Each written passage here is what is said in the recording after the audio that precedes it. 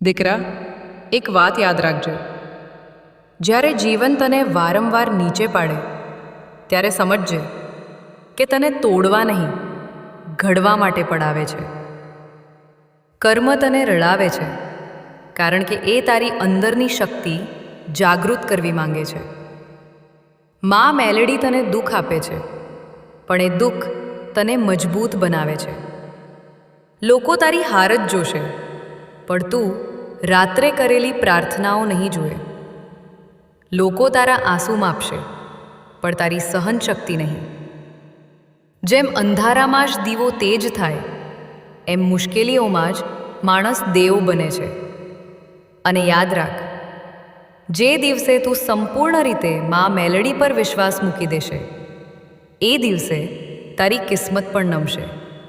કારણ કે દેવી મોડા આવે છે, પણ ખાલી